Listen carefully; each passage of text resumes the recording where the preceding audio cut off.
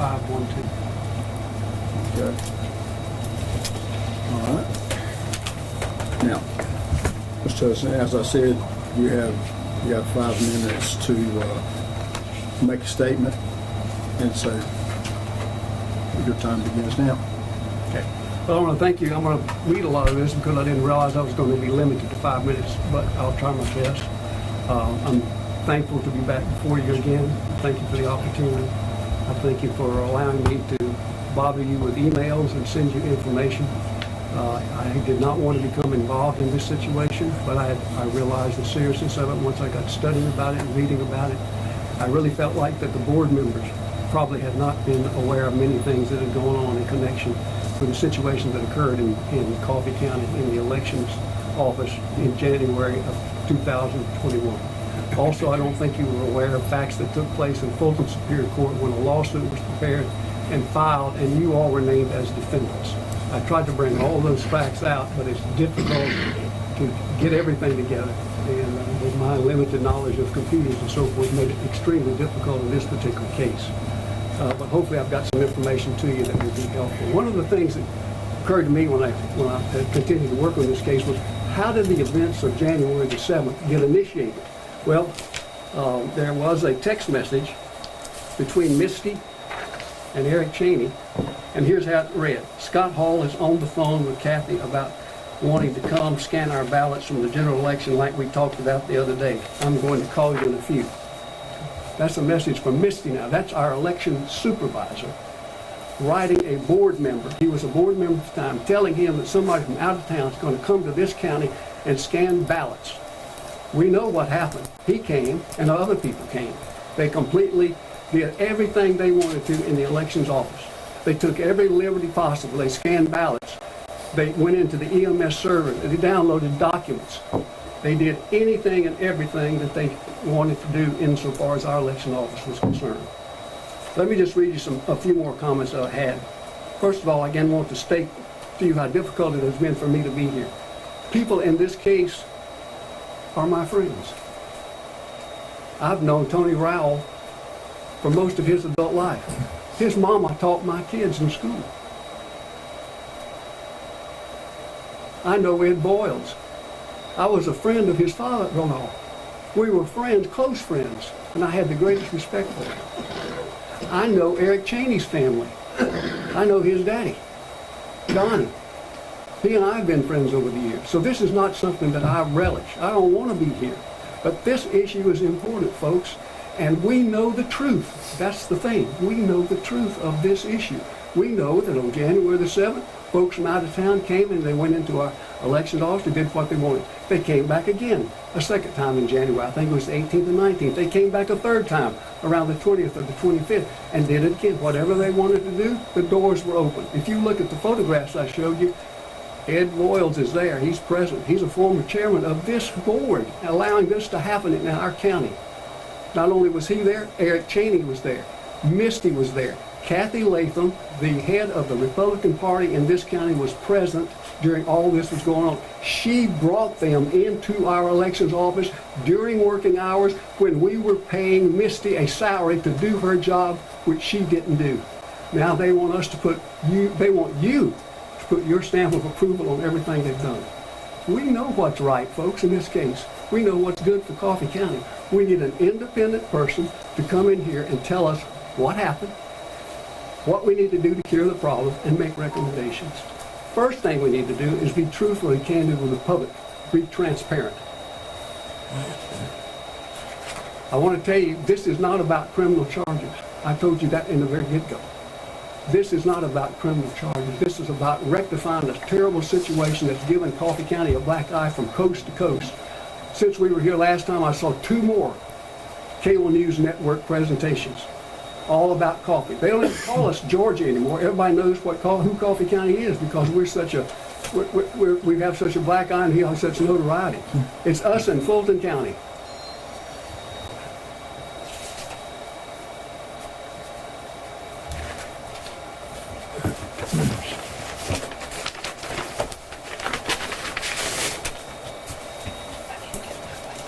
These are the rules. These are the rules that this board is supposed to go by. These are the rules that Misty Hampton should have gone by. What these rules say is these people cannot go in and do what they wanted to do. That our system is supposed to be padlocked, that our system has certain requirements insofar as making sure that it is properly secured. You can't just walk in and do what you want to do.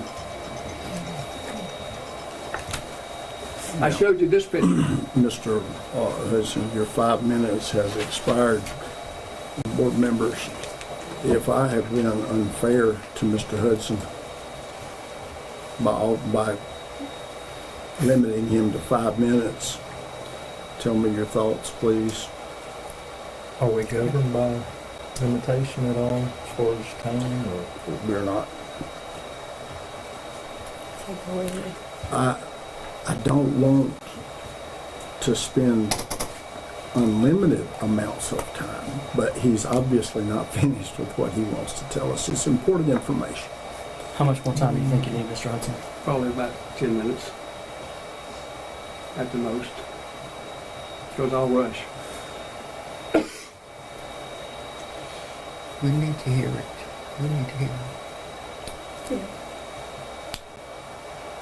I'll take that as a motion. I'll take that as a second. In favor of extending the time to 10 more minutes On this one occasion. on this one occasion. So, is there any discussion? All in favor? Aye. Everyone's, is anyone opposed? Okay, Mr. Hudson, you have 10 additional minutes. Great, thank you so much, and thank the board for their courtesy, and I appreciate that this opportunity. I'm still going to have to rush because I have a lot of materials here. I've tried to be diligent about this.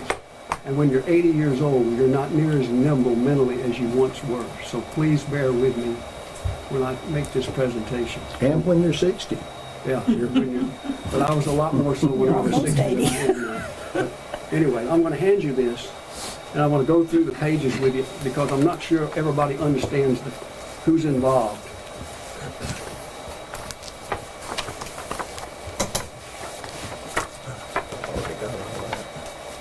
So if you would, we'll go through pretty quickly. This first, as you can see, is a video that was made on the 7th day of January 2021 and shows the Bales bondsman from Atlanta and his helper coming into the office. His name is Scott Hall. I have his name on the next page. Are we privy to these? Can we have these? Absolutely. This is Scott Hall, a man by the name of Alex Cruz, and the lady in the front you will recognize as Kathy Latham, going into the office at 11:50 on 1/7/21. The next page shows Scott Hall and Alex Cruz. I made this picture, had this picture, because I wanted you to be able to identify who Scott Hall is. Scott Hall is the man where I just read you a text message a moment ago from Misty saying Scott Hall had called her and they wanted to work it out so they could come down and copy ballots. So that's who Mr. Hall is. He came in from Atlanta, and he is happy to get on television or in the newspaper and brag about how he basically came down and did everything he wanted to do in Coffee County. So it's Scott Hall and Alex Cruz. You'll see them there communicating. Here is Mr. Cheney in one of the pictures. There's Mr. Ed Voiles in the middle of the page, and you can see Misty at the right-hand corner. Here's Mr. Cruz in one of the rooms here where equipment is that he shouldn't be in there at all. The next page is entitled Sullivan and Strickland. Sullivan Strickland is a computer firm that was retained by the now infamous Sidney Powell, a lawyer who represented the Trump organization during the election. Sullivan Strickland personnel came into the office again along with Mr. Hall. You'll see the people there, and there's Ed again, and there's Eric Cheney. Along with Misty down in the bottom right-hand corner. You'll see them looking at the what I call iPads or voting pads there. You see one of their assistants sitting at the table where the voting pads are. They downloaded information off of those pads. They downloaded information off of the EMS. The EMS is a crucial server in the office of the elections office. It's supposed to be secured for all times except for, I think, people on this board and the lady who's in charge of the office can have access to it. Nobody else is supposed to have access to it.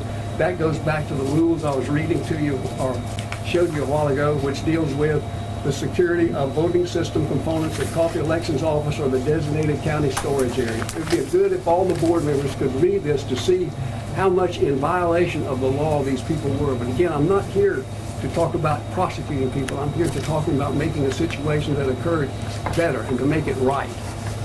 The next picture shows Doug Logan and Jeffrey Lindbergh. Those were two more computer folks that came into the office, did what they wanted to do. Doug Logan is the fellow that wrote the article that I sent you in the Sarasota, Florida newspaper. Okay? Let's go, let me flip to that real quick just to kind of jog your memory. It may be at the end of this.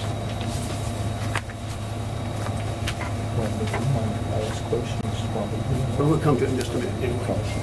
So Doug Logan and Jeffrey Lindbergh, that's another group of people. Then the next picture shows, again, people in the office. Jim Nelson, who's with Sullivan and Strickler.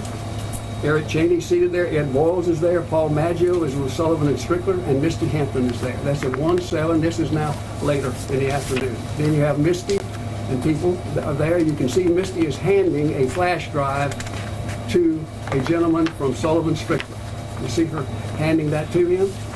If you look at the next page, it says handoff of Georgia voting machine software. You'll see that's handed off by Misty.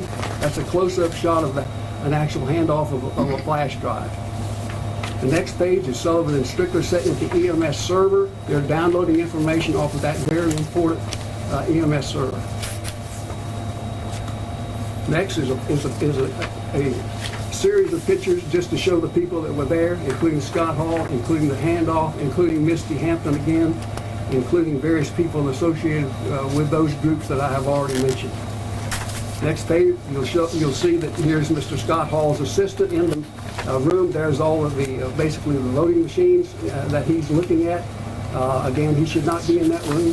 He should not be allowed to be in that room. Next picture is just a picture of Ed Boyles, Eric Cheney, Mr. Hall, Misty, and again Ed and Eric at the bottom. Next picture, they're all saying goodbye. Misty, Mr. Scott, Mr. Boyles, Kathy Lehman again, the Republican chairlady, and the people at the top you'll recognize too.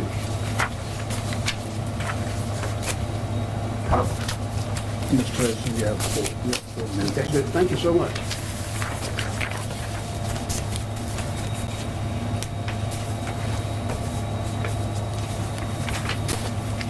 If you all have any questions about the suit in Fulton County, this is a copy or front page. I sent you all copies of the front page and several pages associated with that suit and tried to explain to you the history about how that came to be. You all probably know nothing about it. It was filed, I feel confident, without you ever being aware of it, and served without you ever being aware of it. That's my suspicion. It eventually was dismissed. It was dismissed on January the 7th when they came down and started going in the premises.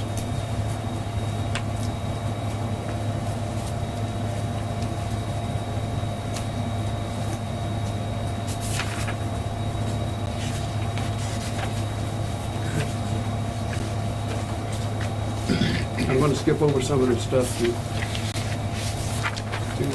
move on to some other stuff.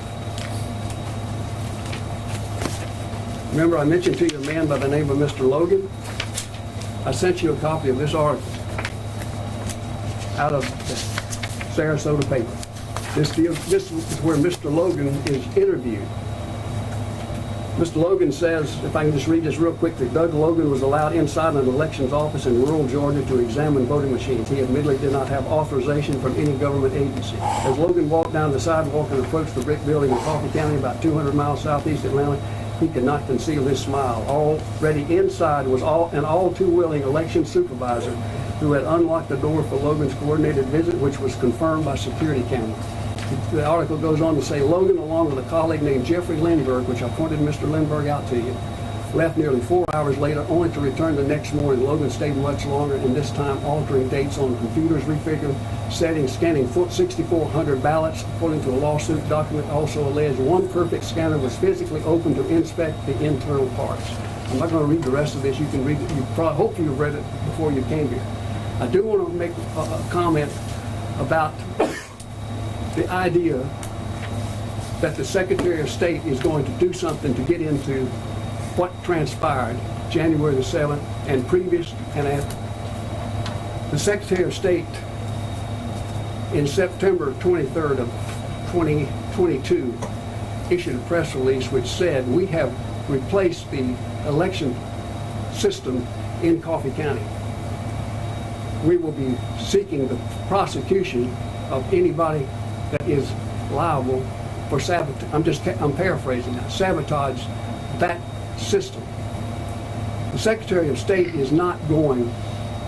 Had they then turned it over, referred it to the GBI. In a board meeting that was held in Atlanta during this same time period, the chairman of the board, who is a fellow by the name of Judge William Duffy, informed the paper and informed the board that what he thought happened in Coffee County was a terrible situation, and that he was directing that the GBI initiate an investigation immediately. My point is that the Secretary of State and the GBI are not going to tell you all how to conduct your business.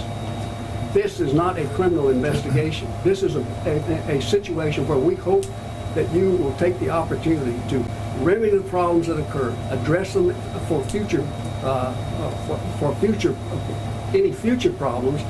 But what my point again is the Secretary of State and the GBI are not going to get involved in a civil situation like this. They are out to seek the prosecution of anybody that they feel was criminally liable. That's their job. That's their business. They're not going to tell you how to run this office. You decide how to run this office. You decide the protocols and the routine and the practices in this office. Now, there's one final thing I want to say.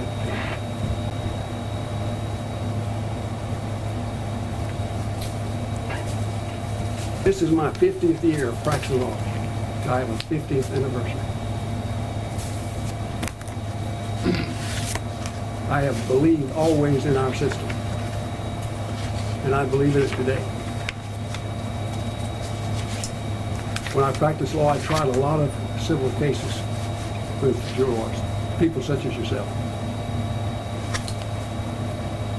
One of the things we were always concerned about, and every lawyer is concerned about, is where jurors are tampered with. It's serious. Mr. Hudson, we're going to have to ask you to conclude your comments. Okay, I will right now. You are the jurors in this situation. The same rules don't apply. And I anticipate, because this is a small community, that somebody may have talked with you already about your decision today. But what I'm asking is to please give this situation a fair appraisal. Look at the facts, look at the law, and use your good judgment in reaching the best decision. Not for this board, and not for anybody that's associated with this board, but make the decision that is right for Coffee County and remove this cloud that we are under. And if you do not do that, we will continue to be under. I appreciate very much the opportunity to appear before you. Thank you for your courtesy. Thank you for extending the time. Thank you for your kind comments, Mr. Stone. And it was a pleasure being here with you. Mr. Hudson, thank you for your comments. We will take it into consideration. We will take it under advisement. Thank you, sir. And thank you for your input. Sure. Thank you so much.